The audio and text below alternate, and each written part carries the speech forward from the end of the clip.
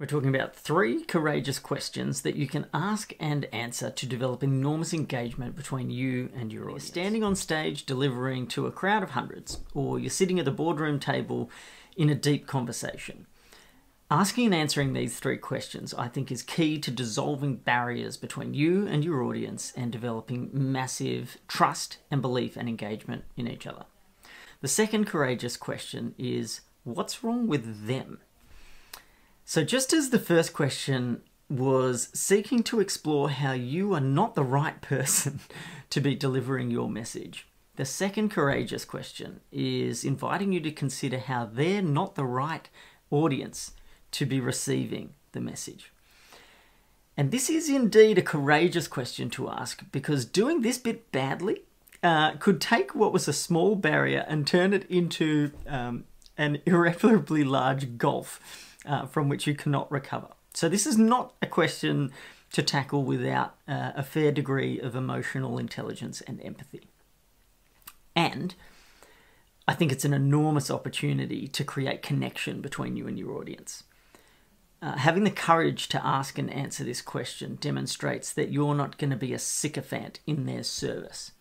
It demonstrates that you are going to hold them to account.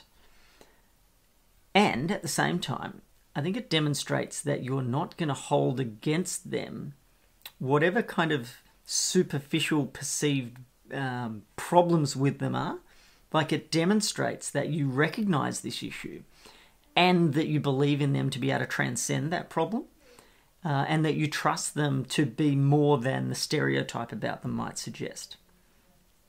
So what are the kinds of things that we might be talking about here? Well, for example, let's say you were talking at an industry conference for a fast food, for the fast food industry, and you're talking about healthy eating, for example. What's wrong with them? Well, they sell fast food, and so they may not be the right people to hear your message.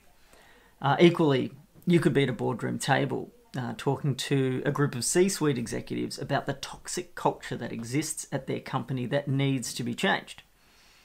And you're telling the people who are by definition thriving professionally the most out of everybody in the entire company in that culture. So you're telling the people who are benefiting from that culture that they need to change it. Do you see how that makes them wrong? Makes them the wrong people to be hearing that message? Yeah, equally, you could be, for example, speaking at a conference where there's a bunch of industry leaders and you're talking about the benefits of diversity, and then you look out at the room and 85% of them are white men. And they're the wrong audience, in a sense, to be hearing that message. So asking what's wrong with them, just as asking what's wrong with you invited you to to recognize and name the elephant in the room with regards to you, and to demonstrate the emotional intelligence that's required to recognize that in yourself, and that allows you to dissolve this barrier that could be set up between you and the audience. Equally, asking this question of the audience gives you the opportunity to name the elephant and dissolve that barrier.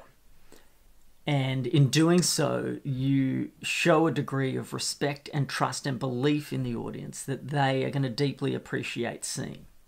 And again, I reiterate, this needs to be done with care and with empathy and with emotional intelligence.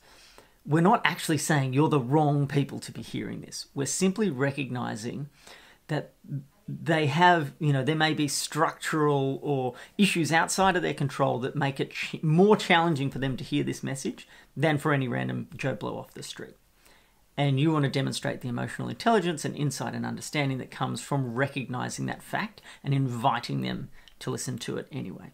So the second courageous question is, what's wrong with them?